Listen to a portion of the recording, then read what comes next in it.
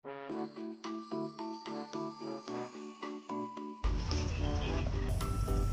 po halimbawa yung sa mga ganun, ma'am, sa musiko namin yung pinibigyan. Ang collector po nila magsisiyay lang po.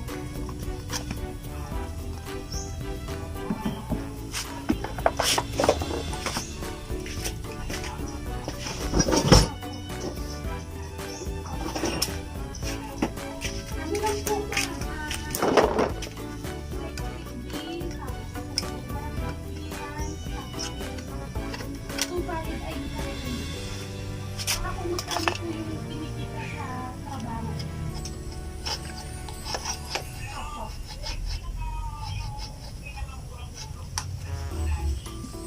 Depende po sa pipiliin po. May siguro pinakamura na po ay 1K.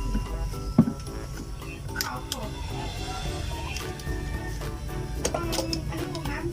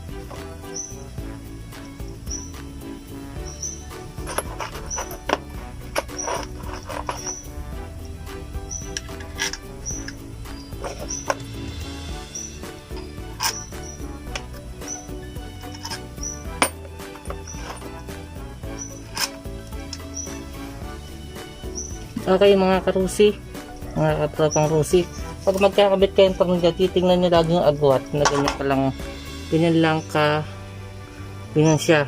Kapag ganyan siya kaluwang, yung pagpasok nyo, sagad na yan, ito ang talaga niyang tornilyo. Kasi pagka mahigit dyan ang ano, o kaya kulang dyan, nangyari ganito, nangyari yan na, di ba yan ang, lahat yan dapat, ganyan dapat ang sukat niyan. Kasi yung isang hintuturo nyo sa may luwang nung pagkasagad niya sa tinulak nyo.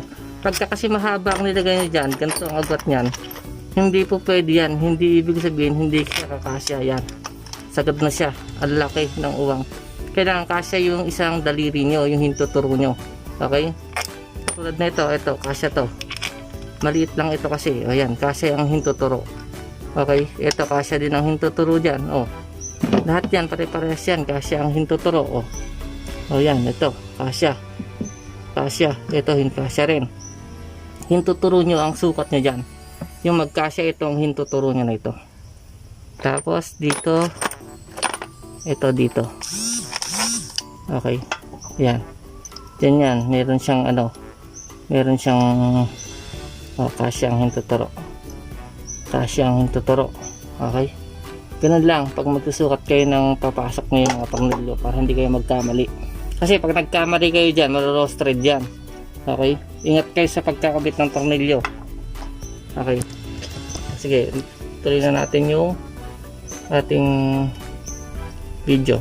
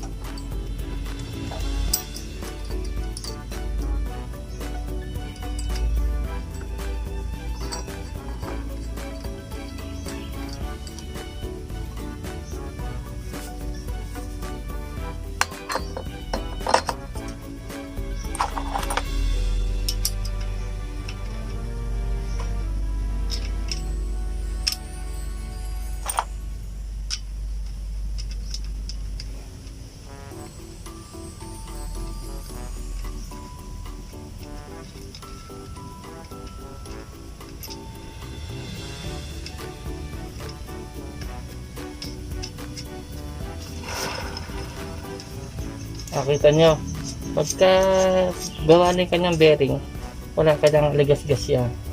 Tingnan nyo. Oh, wala siyang ligas-gas kasi nung una nating binaklas, may ligas-gas siya, diba? Ngayon wala. Wala siyang ligas-gas. Okay. Nakita nyo, tingnan nyo sa ating video yung ating unang bukas natin dito. May ligas-gas siya pagka ginanyan. Ngayon wala na siya. Good na. Goods na yung ating yung ating ginawa. Tinatalo natin ng bearing. Okay. Ayan, goods na siya.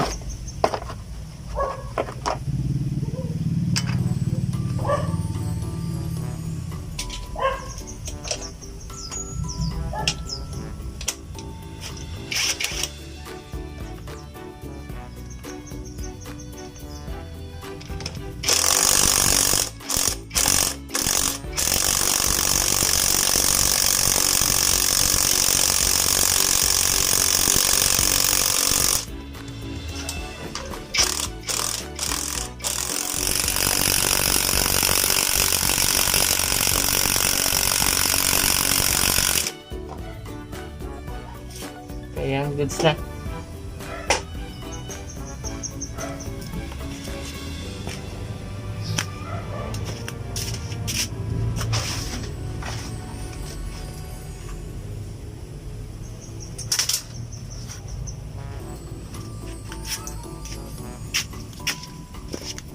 Okay, ako pala, ang lalagay ko palang gear oil sa aking motor, yung pinakamalapot.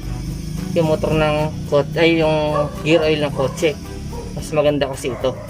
Mas makakatipid pa kayo dito pag ito ang ginagamit nyo, kasi pagka ito matagal nyo na siyang gagamitin. Kaysa bibili kayo ng tigga ganyang kadadami na 16, kukunti lang. Yung parang ganito, teka.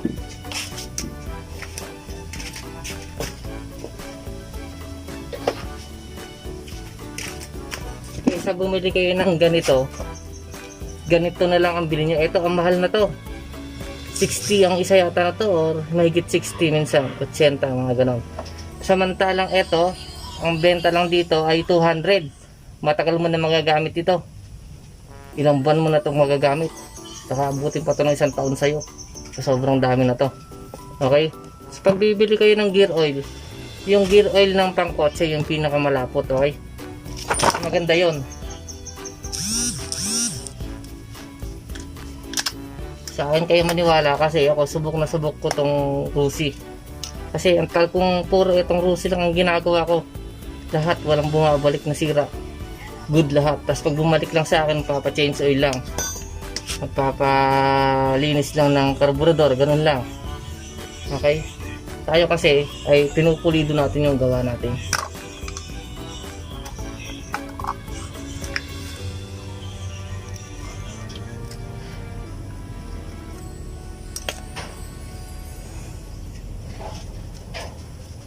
Okay, bumili kasi akong ganito, lagayan, para madali ko siyang maikakarga doon.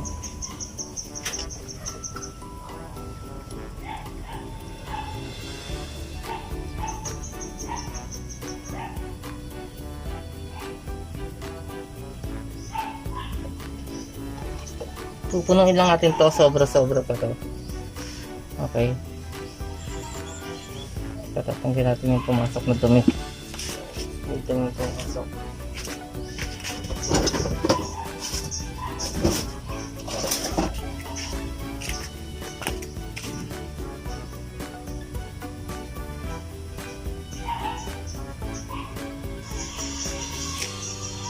Siguro hindi na yung makakasagabal yan sa ating pag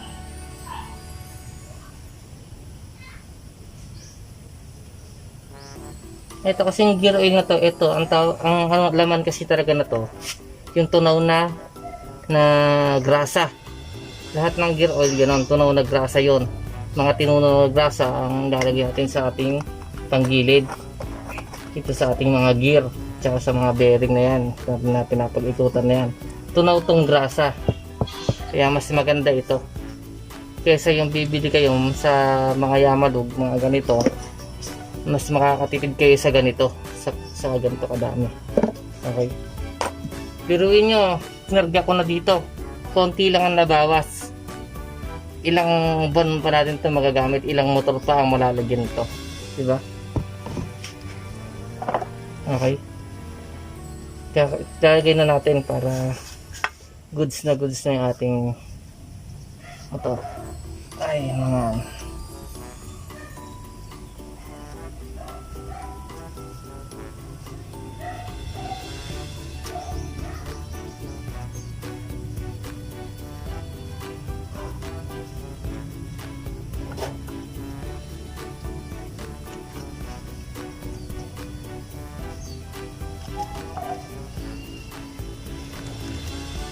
Daming lamok.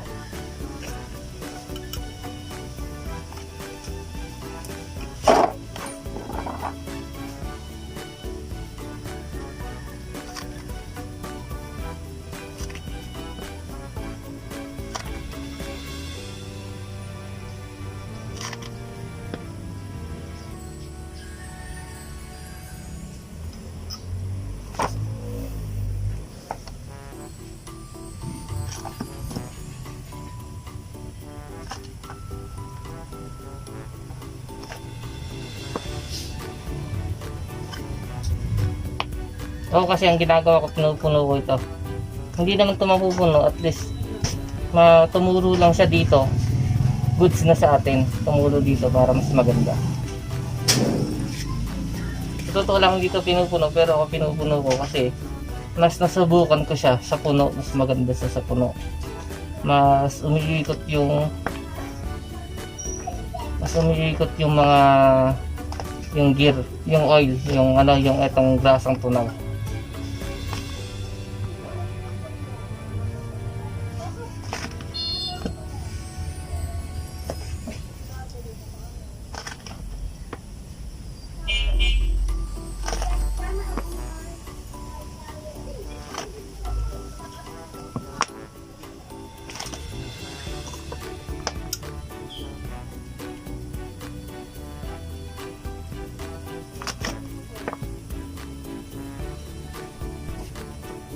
Sinusundan yung ilaw ng camera ng mga lamok, kaya nilalamak ako dito.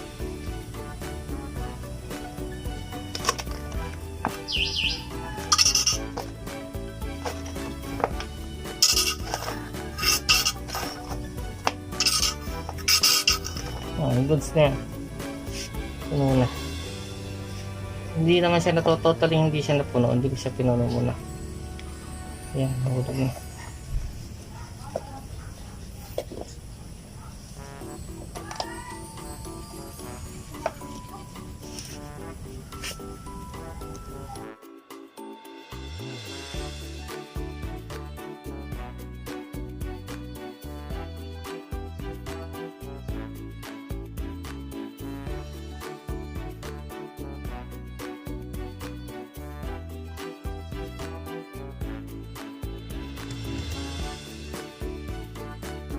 Boom!